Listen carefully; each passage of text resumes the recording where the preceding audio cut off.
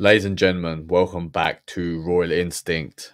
Today we're going to be watching a video, two videos actually. It's something that kind of I came across. I watched a video by this guy called Podcast Cringe, who just kind of makes fun of podcasts, does updates of podcasts, you know, like all the Joe Rogan podcasts basically, and the people within his sphere. And he talks about this scam that's going on, or it's a potential scam, where basically all these podcasters are talking about this thing called Zyn, which is a nicotine tobacco, like a snuff thing. Yeah, let's just watch it and then I'll get into it. Hang on. You guys Zyn? What? Zyn? No. Is that like you guys seem like you told vitamin or Zyn. mineral or something? Oh no, it's like everyone Zyns. What? Everyone Zins. Hey bro, do you Zyn? So Zyn is this tobacco nicotine. It's a nicotine thing that basically you put into your gum and it gives you like a little bit of a buzz. And basically like you have Bert Kreischer there on the Logan Paul podcast, just randomly he goes, "Oh guys, do you Zyn?" Right. So it's this it becomes a product placement in essence, but it's not disclosed whether these people are sponsored by these products, right? But it's kind of just random that all these big major podcasts are talking about this one tobacco product, right? So even it happened on the Andrew Schultz podcast, it happened on obviously the Bert Kreischer podcast, the Tom Segura one, Joe Rogan's had it on his one. And basically does this whole investigation about, you know, is there this podcast scam going on? Oh, sins. Oh, Is it the thing. With the little, oh, dips. Yeah, it's a pouch. Dips? No, it's this thing called Zyn. Every dude, every bro I know Zyns. Have you guys heard of Zyn? Everybody's doing it. What is that? Gentlemen, you've lost control. Like even just watch. This is suspicious because even Tucker Carlson is talking about Zyn, and they fly in this massive Zyn packet. So obviously they have a big marketing team behind themselves, right? Where they pay these people to talk about their product, but it's not disclosed whether they are sponsored by them. This is the greatest day. Do you mind if I run for it? That Zyn, what we were talking about, it is just nicotine in it. And it's Z-I-N? Is that how you say it? Z-Y-N. Z-Y-N? This is incredible, gentlemen. I stand in awe before this. You It's mixing. It's mixing is the problem. It's coming. I'm not ready. This is a conventional tin of Zyn. This is the largest Zyn tin in the world. Yeah, I mean, doesn't that just feel like product placement to you? It just feels like this is a stunt, a creepy stunt, to get you to take these nicotine pouches, to get you addicted to it. So it's a pouch, so you Yeah, don't it's have like a to pouch. pack a wad of mulch and stuff it into your face. Yeah. It's a little more professional. And it just gives you a jolt. I tell you what, I put 2 of them in the first time, and I got dizzy as shit. So, Give me one of them pouches. I'm There still you trying go. to figure Get out if some I can nicotine. actually if I can survive. We better bring that cooler in Every here. time I've tried to use one of these, I go, Zyn, it kills me. It gets me all passed You're gonna have a out. jolt. it's the taste of it is what gets me. So if you haven't already figured it out, Zyn are these little slow-release plant-based pouches that you pop in your mouth and suck on, which stimulate the brain and help you focus, but without all the hazardous chemicals that are normally associated with other products. The company was founded in Sweden and it was introduced to the United States market in 2014, and it absolutely ran wild. It grew so quickly that the company set up a manufacturing plant in Kentucky and had to continue expanding it year after year to keep up with production. And guess who owns Zyn now? Well, in 2022, the Swedish company was bought out by Philip Morris International. Well, what do you know? So Philip Morris International is a big tobacco conglomerate who noticed that people are going to stop smoking, are smoking less and less, because tobacco is bad for you and smoking is bad for you in general. So they're trying to sell a product that has no health risks, but is very addictive. So which is why they put nicotine into a pouch, because I don't think that the health risks with nicotine are very small compared to tobacco, but it's still nicotine, so it's very addictive, right? And the scam is that these people aren't telling us whether they are sponsored by these companies or getting paid by these companies to promote that product. And it was a strategic acquisition by the controversial multinational US company as part of their goal to become smokeless. True story. So why am I telling you this? Who cares, right? Well, I thought the same thing as well, until I received an anonymous email from one of my subscribers. It says, "Love the channel, just wanted to send you a tip about a subject that might be relevant for you to cover. I've noticed a trend currently on loads of podcasts. The hosts or one of the guests will mention that they are a happy consumer/user of Zyn pouches. This has come up on Andrew Schultz, Shane Gillis, Theo Von, Joe Rogan, Nelk Boys, the Paul Brothers, and even Tucker Carlson. Is it just a coincidence that all these hugely popular podcasts have just relatively recently had their hosts start using these products, and indeed the exact same brand of them, and even promote them during their podcasts? This is not declared sponsored." Yeah, the fact that it's the same, yeah, it's not just saying, oh, these nicotine pouches, it's the actual same company. It's all a bit coincidental but believable. Segments I'm talking about, if there is any sponsorship involved here, if there's no explicit disclosure of this, then I think that would be an FTC violation. All right, cool. So let's break this down for a moment. If you upload a video to YouTube and you're in the partner program, which means you're monetized, YouTube will put ads on your videos and give you just over half the ad revenue that they get for it. That is not what we're talking about here, so we can put that to the side. Now, if you're doing pretty well, say you're consistently getting good viewership numbers, it's pretty easy to tee up a brand deal directly with a company or through one of those dodgy advertising agencies who won't stop emailing me because they want to take my money that everyone else seems to use. If you do that, you're now monetizing your content outside of YouTube's partner program, which you're allowed to do. Except there are a few things you need to do in order to comply. Now, this is where it gets interesting. YouTube says when your content includes paid promotion, some jurisdictions and brand partners require that you tell viewers about any commercial relationship that might have influenced your content. It's okay. Why am I bringing this up? So these companies approach these people to sell their products, subliminally, obviously, or here this didn't think they try to make it like random product placement. Again, why am I talking about this? Like, aren't you talking about normally, that this is last chance for human survival? Well, these people don't give a fuck about you. That they will sell you anything, they will promote anything in order for them to make money, because these people understand, they're psychopaths, that to be anyone of relevance in today's society, you need fame and money. And because they have fame, they get the opportunities to work with these companies, to promote these companies, and make money of talking about it, right? Now imagine if your favorite brand of water was Evian, and then you had, and you're gonna drink it every day anyway, right? But what if everyone said, we're going to supply you free water for the rest of your life, and we're going to pay you, X amount of money, $3,000, $30,000 every year, to have a bottle on display, right? Like, for example, this is my water bottle. Yeah, if I got paid by everyone and just keep the bottle here, and I'm getting paid for it, how easy is that? Would you do it? Yeah, why not? You're gonna drink the thing anyway. So I'm trying to highlight how easily these people are making money, and they're promoting products, nicotine products that aren't even healthy.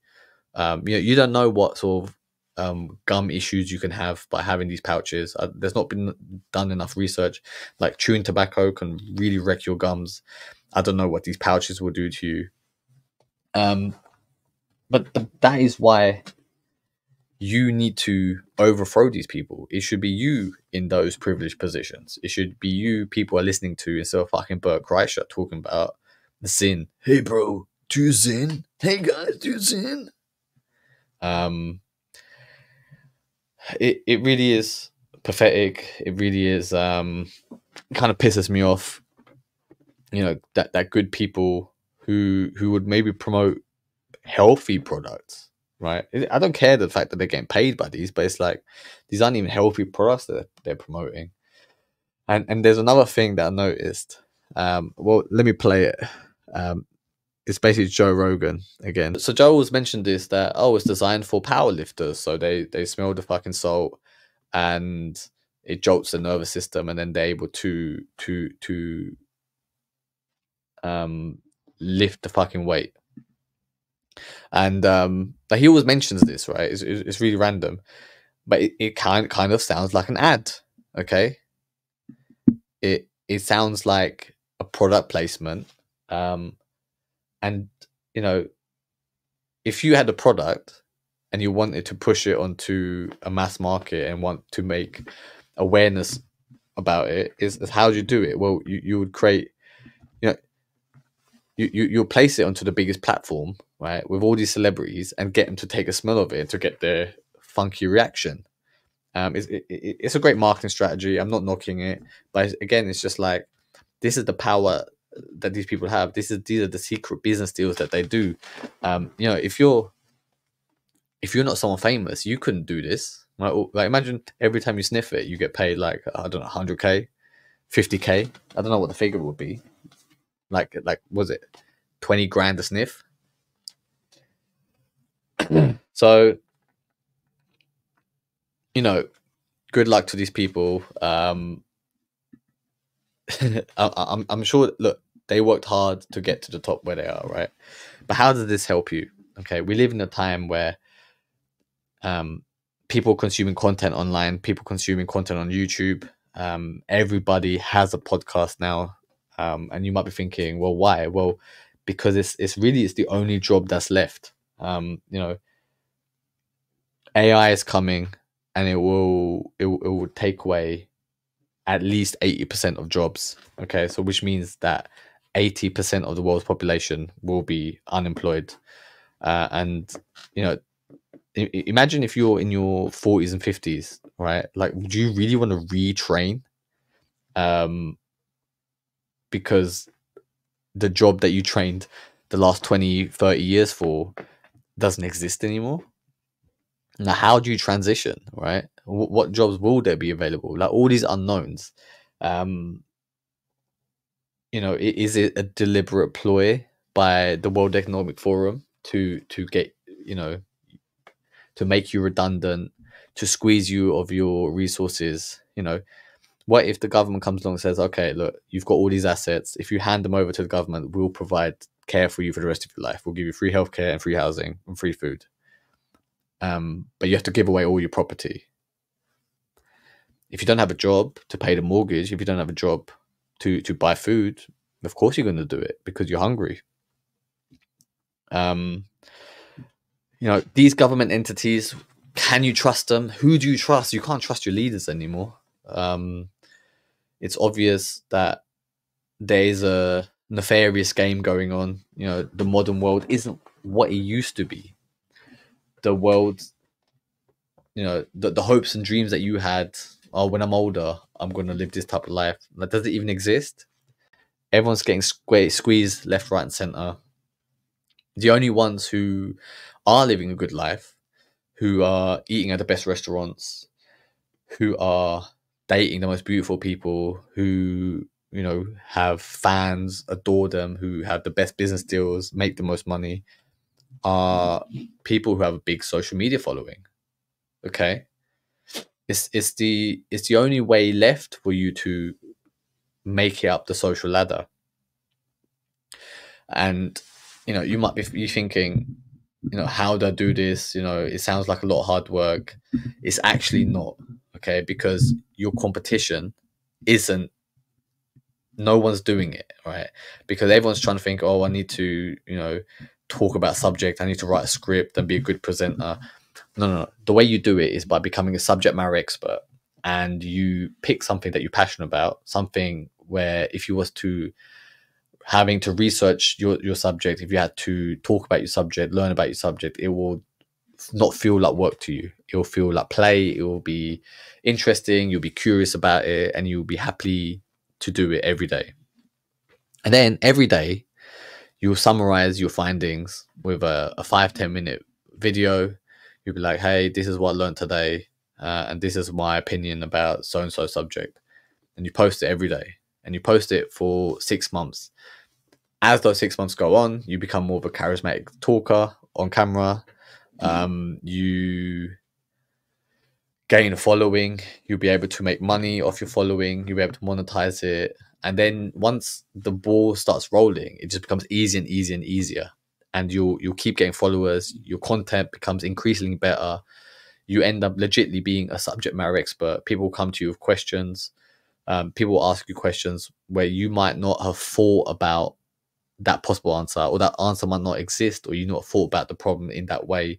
And then you go away and research it. And now you've come up with an answer to a question that people didn't really think about. Okay. Your fame will grow. You'll be invited to go on Joe Rogan's podcast. You'll be sniffing the fucking smelling salts. You'll be seen as a point of authority, a subject matter expert, a leader, and you'll be making all the money in the world. You'll be meeting all the coolest people. You'll be building a kingdom. You'll be seen as a king, and then other kings such as myself will want to hang around with you. Why am I doing this? Why am I talking about this? I noticed that where the world is heading is not a good place for mankind. I don't feel like you can trust the people who are in charge, and I want to protect myself and live the best possible life that I can, and make it to the top. And to be able to do that, you have to make it to the top. And then I thought, how do I do this? Right. Well, I was like, I can't do it alone, or even if I could, I wouldn't want to do it alone. It wouldn't be as much fun. So I decided that this is like a back call to find 100 like-minded people such as myself, who believe in the same things that I believe in, who want to build a kingdom, who want to live that baller lifestyle, who want to be at the top, date the most beautiful women in the world. And I was like, there must be 100 people in the world who think the same as me. And if they're willing to take on this battle, to fight, put the balls on the line, if they want to live that elite life, then this is your call to adventure. This is the point in the movie where you meet the person who's going to change your life forever, and if you're willing to take on that challenge, if you want to advance in life, if you don't want to be left behind and live that elite lifestyle, then go to royalinstinct.com and see if we can work together. Because the people that I'm able to help, the 100 people, for sure they'll be my best friends. For sure, once we make it to the top, once we're all millionaires and billionaires, we'll be partying it up, living that high life, and then also changing humanity, taking it to a place where, away from the whatever evil plan the World Economic Forum has for us. AI is coming. Most people will be enslaved. Most people will be made redundant. They won't procreate. They won't be able to eat food unless the World Economic Forum approves. It'll be bugs. All you gotta do is go on the website and look at their agenda. They'll probably drug you so you won't even realize what's happening. Okay. TikTok's already dumbing people down, right? Attention spans are 0. It's like less than 7 seconds now. Like, I'm sure by the end of this year, the attention spans will be 4 seconds. And then, it's just a race to the bottom. Like, no one can hold attention anymore. Meditation ain't going to save you. Cold showers are not going to save you. No fap's not going to save you. the only thing that is left for you to do is to become a subject matter expert. It's not even just Theo Vaughn. Like, look, let me forward it. Oh my god, that's stunning. I would have never imagined. No way. Yeah. No He's got these way. people smelling you like don't take an freight individual. train. No, Like a freight train. What? son. No way. Look. Give it a shame. Look how excited Joe gets about this, because he knows every time someone takes a sniff, he makes money. Give it to Shane. Give it to Shane. Oh. Waking people up when they're knocked out. What? Waking wake people up? up when they're knocked Wow. out. No, but this specific one is for weightlifting. Yeah. This is for weightlifting. See, that's the part. Like Jamie just said, it's for waking people out who've been passed out, for example, right? Like, you know, you for some reason you black out, you faint, and you use the smelling salts to wake you up. And that's what smelling salts are used for. But then Joe comes in and he's like, oh, it's for power lifters, it's for weightlifters, because they're trying to market it to that audience. And they made it extra strong to get this reaction from people. And you know, if you are a weightlifter, you might be like, oh, do you know what? Like, I do need a little bit of a boost. Let me fucking buy this product. It's the most genius marketing strategy, you know, because it's so stealth. You know, everyone's having a good time. You know, everyone's seeing the crazy reactions, but truly, you're being sold to. And Joe's making money. He's making a big bag off the back of this. It smells like my ex. Power lifters. God You almighty. don't Yeah, take yeah. anything. And they're giving it to comedians because they like, look, Mark Norman, it smells like my ex. That's quite funny. Yeah, you No, smell no, the just body. take a sniff. shit. Just take a sniff. Go ahead. Ready? Ah. 3. Here we go. One. Ah. Then you got too deep. You went. Like, doesn't it make you curious? Like, is it that bad? Right? Like a grown man's like how strong is that shit? And it kind of makes you think, oh, I want to try it now. You know, when I get invited on Joe Rogan's show, I'll ask him to break out the smelling salts, and I'll question for him. I say, "Are you sponsored by these guys?" And let's see what happens. I said, "So you don't take no payment?" But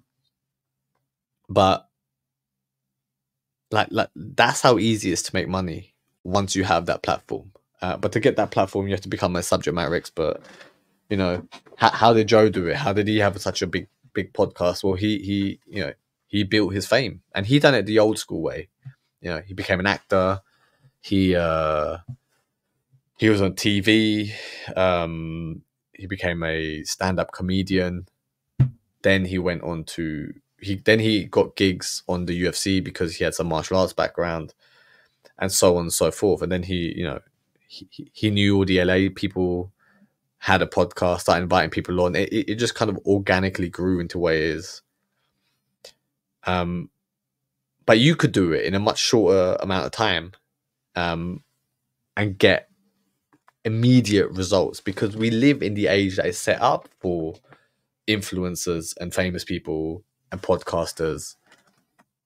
So if you want to live a decent life where you get paid millions of dollars for sniffing smelling salts, then you have to become someone who's of value. And the best way to do it is by becoming a subject matter expert, because people will then see you as an authority. They will respect what you do. So you won't just be famous just for being a clown. You'll be doing something that's very respected. And people will treat you as such. People treat you with respect. People treat you as a king. People see you as a king, and you will make all the money in the world. You'll be able to take over. You'll be the leader that the world needs. But it is down to you. If you want to leave this to charlatans, to psychopaths who all they want to do is squeeze as much money as they can out of product placements, or do you want to take it upon yourself for the betterment of the future? Like how are these smelling salts helping future generations? I mean, Joe very well knows that, you know, what the World Economic Forum are doing, but he's like, oh, what can I do? Here, have a smelling salt. I don't know. It's all a bit. It's kind of sad to see that this guy with so much power there's not much he's doing. You know, he's hitting his smelling salts with his buddies. I would have thought, you know, he'll be the leader of this movement, but surely not. And that's how frustrated I felt. I was like who's going to take charge here? You know, who is it going to be? And in the end, I just thought, no one gives a shit. No one gives a shit. They're all just self-serving. They're all trying to rinse money. And I was like, I'm going to have to be that driving force. And why me? You know, naturally, I'm an ENTJ, which is a commander archetype personality trait. I've been a leader many times in my life before. At university, I was leader of my dance group, in various in my jobs. When I was at JP Morgan, I was a team leader. When I was amongst my friends, normally it's going to be me who makes the decisions. I remember, like, I had a group of friends once, and we went to Dublin for St. Patrick's Day, and it was like my friend had an idea. He goes, "Oh, we should go to Dublin for St. Patrick's Day." I was like, "I will do it." And then I got everyone down to one location where we got a computer out, and booked flights. We went there for 24 hours, got absolutely drunk, partied it with the Irish, and then came back. We slept at the airport. I didn't have no place to sleep, and it was a fun time. But I took that decision that I was like, yeah, look, I'm going to take everyone to Dublin, and we had a fun time. We had great memories because of that. And I realized that everything in life, and because we're here at the end game, we're here at the end where corporations are about to take over, the World Economic Forum is about to take over, AI is about to take over, that it is down to me to save humanity, to save people from living shit lives, from being absolutely destroyed in what's about to come. And if you also feel similarly, if you feel like you want to be famous, if you want to be a leader, if you want all the opportunities, all the money, and save humanity from what's to come, then go to royalinstinct.com, royalinstinct.com, and sign up to the mentorship. Responsibility to check and comply with laws and regulations around paid promotion, to say there's a purpose. Okay, so what does that mean in practice? Financial relationships aren't limited to money. Where are these bros? These are the same in the kind NFL. Oh yeah, There's a lot of it was at the Super Bowl. Everyone was like, "Yo, you got a Zyn? You got a 4 milligram? Oh, 6 milligram? Nice." What is it? It's a pouch that goes into your lip, and you just. But the way you've described it every time had no meaning. Like the way you're talking about it could be just like a. Oh, it's a nicotine delivery system. It's not tobacco. It's nicotine. Like that 100% sounds like product placement. It's a delivery system. Like the language he's using is like it's the language of a script, right? Oh, this is a nicotine delivery system. This is everyone's doing it. If you're not doing it, you're missing out. All the NFL bros is, if you like football, if you like the Super Bowl, you have to have a Zyn. It's just a way. With that shit I was somewhere where this was offered to me frequently. Maybe like in Europe. Does that sound Yeah. right? Well, that's where they created it. In Switzerland or Sweden. Yeah, look, that is 100% product placement. Like he's like, oh, that's where. Like he knows the whole backstory of it. That's who initially started doing that. I was gonna say, I think I was. Snooze. Oh, that's what snooze, it is. yeah, Yep, snooze, yep. yeah. I was in Sweden, and Sure. every kid my age. Chicks do it. Yeah, Everyone does. everyone. So did you see it? Maybe you're so used to it by now that you didn't notice. Let's take a closer look. See all those Prime bottles scattered on the table in front of them? What about the ones behind Bert on the table and on the shelf? I mean, Logan's sucking on a bottle of Prime as they talk, and even our boy Bert's having a drink. Okay, cool. I know what you're thinking. Who cares? We all know that Logan Paul is a minority shareholder in Prime, which definitely constitutes a financial relationship with an advertiser. But I took this from the Impulsive Clips channel on YouTube. Remember that little paid promotion box you've got to tick? Nope. Can't see that anywhere. What about in the description? Any mention of Logan's financial interest? So yeah. So anyway, this is how these psychopaths make money. They're stealing your money. They're stealing your time. They don't value you for who you are, and they're not leading. They're not fighting the World Economic Forum, are they? They're not trying to better humanity. I just thought, I'll do this video because I think it's interesting about the smelling salts and that this shit's going on. Shout out to Podcast Cringe, I believe, for doing the research on this. If you see this video, then look into the smelling salts too.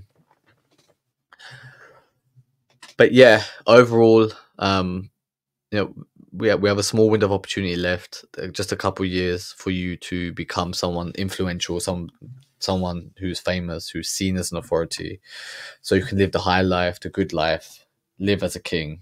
And if you want to live like a king, build a kingdom alongside me while I build my kingdom. If you don't know how to do it, hit me up. I can give you advice. We can plan your next phase of attack and get you to living the life of your dreams and partying up at one of my famous parties. But until next time, peace.